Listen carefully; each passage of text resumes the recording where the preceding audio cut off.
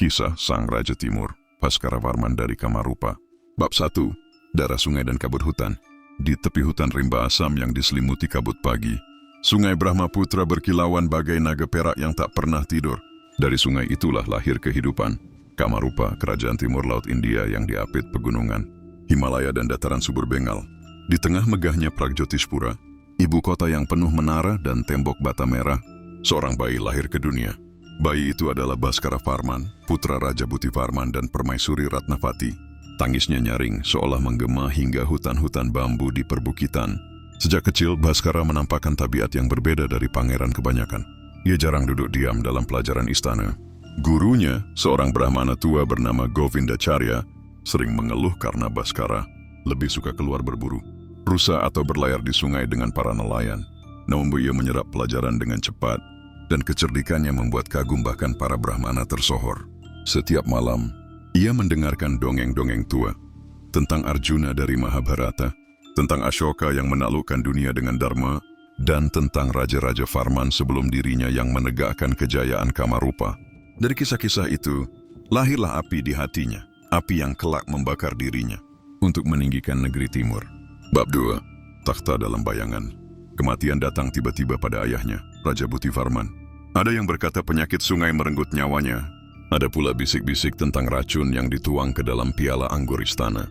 Ketika berita itu sampai kepada Bhaskara yang sedang berburu gajah muda di selatan Guwahati, ia bergegas kembali ke ibu kota. Pada usia 16 tahun ia dinobatkan sebagai Raja Kamarupa. Namun takhta yang diwarisinya penuh dengan duri. Para bangsawan saling berebut pengaruh, menteri-menteri korup menguras kas kerajaan, dan perbatasan di timur kerap diganggu suku-suku pegunungan. Banyak yang mengira raja muda ini akan menjadi boneka, mudah dikendalikan. Bhaskara membuktikan mereka salah. Dengan mata elang dan hati baja, ia segera menyingkirkan menteri-menteri korup, membangun jaringan mata-mata dari petani, pendeta, dan prajurit. Pajak diperbaiki, irigasi diperluas, dan benteng-benteng di tepi Brahmaputra diperkuat. 3 tahun setelah ia naik takhta, Kamarupa berubah. Dari kerajaan yang dipandang lemah, ia bangkit menjadi benteng timur India. Bab 3. Pertemuan dua matahari. Sementara itu, jauh di barat, seorang raja muda lain naik ke tampuk kejayaan. Ia adalah Harshavardhana dari Thanesar, yang menaklukkan Punjab, Magadha, dan sebagian besar India Utara. Harsha memerlukan sekutu kuat di timur untuk menyatukan benua kecil ini. Utusan Harsha datang dengan hadiah dan kata-kata manis. Bhaskara menerimanya, tapi ia bukan raja yang mudah diperdaya. Sebelum menerima persahabatan Harsha, ia sendiri memimpin ekspedisi militer ke Pundravardhana, Bengal Utara.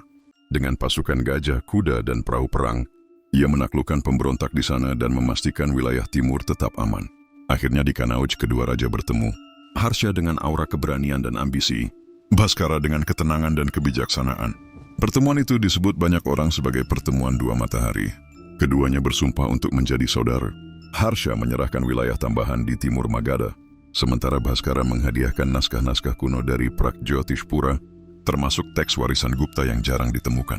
Dari hari itu, Kamarupa dan kerajaan Harsha berdiri bahu-membahu, dua tiang utama dunia India abad ke-7. Bab 4. Cahaya dari Timur. Bhaskara Varman bukan hanya raja perang. Ia adalah pelindung ilmu pengetahuan seni dan agama. Di bawah perlindungannya, Kamarupa menjadi pusat pembelajaran. Ia membangun vihara besar di Srihata, yang kelak menjadi tempat pertemuan para cendekia dari India, Tibet, dan Asia Tenggara. Ia juga mendirikan kuil-kuil untuk menghormati dewa-dewa Hindu, sembari tetap mendukung penyebaran ajaran Buddha. Banyak Brahmana dan pujangga datang ke Kamarupa. Di antara mereka adalah penyair-penyair dari Pataliputra, biksu dari Tibet, bahkan utusan dari Tiongkok. Xuanzang, biksu peziarah Tiongkok yang terkenal, mencatat dalam perjalanannya betapa Raja Bhaskara adalah seorang raja berilmu luas, berpakaian sederhana, dan berbicara dengan tutur kata indah. Xuanzang menyebutnya raja dengan hati emas dan lidah sastra. Di bawah kepemimpinannya, perdagangan juga berkembang. Jalur perdagangan melalui sungai. Brahmaputra membawa barang-barang dari India Utara, sutra dari Tiongkok, rempah dari Burma, dan mutiara dari Asia Tenggara. Pragjotishpura menjadi kota kosmopolitan penuh warna dan kaya budaya. Bab 5. Perang, persekutuan, dan politik. Meski damai di dalam negeri, Bhaskara tidak terlepas dari konflik eksternal. Setelah Harsha wafat, India Utara kembali terpecah. Kerajaan Bengal mencoba memperluas kekuasaan ke timur. Bhaskara dengan cepat menggerakkan pasukannya. Ia memimpin sendiri di medan perang, duduk di atas gajah putih bernama Ratnagarba. Panji-panji Kamarupa berkibar dengan lambang matahari keemasan. Peperangan berlangsung sengit, tetapi Bhaskara berhasil mempertahankan batas timurnya. Selain perang, ia juga ahli diplomasi. Ia mengirim utusan ke Tibet, bahkan dikatakan mengirim persembahan ke istana Tiongkok. Dengan begitu, ia menempatkan Kamarupa sebagai pemain besar di panggung Asia. Bab 6. Senja di Pegunungan. Waktu berlalu. Bhaskara yang dulu gagah kini menua. Rambut hitamnya memutih, langkahnya melemah, tetapi pikirannya tetap tajam. Di usia senja, ia banyak menghabiskan waktu di tepi Sungai Lohit, membaca kitab-kitab suci dan menulis syair. Rakyatnya mulai menyebutnya Dipankara, sang pembawa cahaya. Bahkan musuh-musuhnya yang dulu gentar kini menyebut namanya dengan hormat. Suatu malam, di bawah cahaya bulan purnama, Bhaskara Varman merebahkan diri di istana tepi sungai. Ia menutup mata dengan damai, seperti matahari yang perlahan tenggelam di balik pegunungan timur laut. Tak ada peperangan, tak ada pengkhianatan, hanya keheningan. Epilog. Warisan yang tak lenyap. Bhaskara Varman dikenang sebagai raja besar terakhir dari dinasti Varman. Setelahnya dinasti itu melemah, tetapi namanya tetap bercahaya dalam ingatan rakyat Assam dan India. Ia meninggalkan warisan berupa persekutuan dengan Harsha yang memperkuat posisi Kamarupa di India, pembangunan vihara dan kuil, menjadikan Kamarupa pusat agama dan ilmu pengetahuan, diplomasi lintas negeri, membuka hubungan dengan Tibet dan Tiongkok, keadilan dan pemerintahan bersih yang membuat rakyat mencintainya. Nama Bhaskara masih hidup tidak hanya dalam prasasti, tapi juga dalam cerita rakyat Assam. Sebagai raja yang tidak hanya memerintah, tetapi juga memahami dan menerangi. Warisan sang Raja Timur, Bhaskara Varman. Ketika Raja Bhaskara Varman menutup mata di tepi Sungai Lohit, ia tidak sekadar meninggalkan istana atau takhta. Ia meninggalkan jejak cahaya yang terus berpendar, jauh setelah tubuhnya kembali menjadi debu. Satu penyatu timur dan barat India, Bhaskara adalah raja. Dari ujung timur yang berhasil menyatukan dirinya dengan kekuatan terbesar, India pada masanya, Maharaja Harsha. Ia menjadi jembatan antara timur dan barat bukan hanya lewat pedang, tetapi lewat sumpah persaudaraan dan diplomasi. Dua, pelindung ilmu dan sastra. Ia mengangkat Kamarupa dari negeri perbatasan menjadi pusat ilmu. Vihara-vihara dibangunnya, kitab-kitab kuno diselamatkan, para brahmana, pujangga, dan biksu berdatangan dari seluruh penjuru.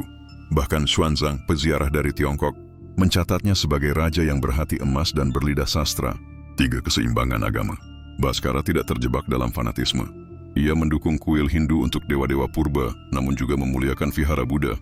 Ia memberi ruang bagi semua keyakinan, sehingga Kamarupa menjadi negeri Dharma yang teduh, tempat dewa-dewa dan ajaran-ajaran dapat hidup berdampingan. Pater, penguat perbatasan timur. Ia bukan hanya pemikir tetapi juga pejuang.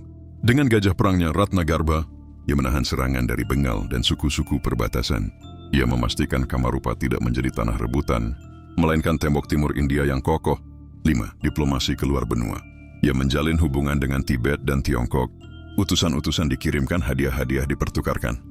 Dengan demikian, ia menempatkan Kamarupa bukan sekadar kerajaan kecil di tepi Himalaya, tetapi pemain besar di panggung Asia. Next, pemerintahan yang bersih dan adil. Sejak muda, ia membuang menteri-menteri korup dan menata ulang pajak serta irigasi. Rakyat menyebut masa pemerintahannya sebagai masa di mana hukum ditegakkan, pajak tidak menindas, dan raja mendengar suara rakyatnya. 7. Gelar sang pembawa cahaya. Di masa tuanya, rakyat menjulukinya Dipankara, obor cahaya. Ia bukan sekadar raja yang memerintah dengan pedang, melainkan guru yang menuntun dengan kebijaksanaan. Julukan itu bertahan berabad-abad lamanya. Kesimpulan, warisan Bhaskara Varman bukan hanya berupa istana megah, benteng kokoh, atau prasasti batu yang mungkin kini telah retak, dimakan usia dan terkubur oleh tanah serta waktu. Warisan sejati yang ia tinggalkan adalah ide besar tentang bagaimana seorang raja seharusnya hidup dan memerintah.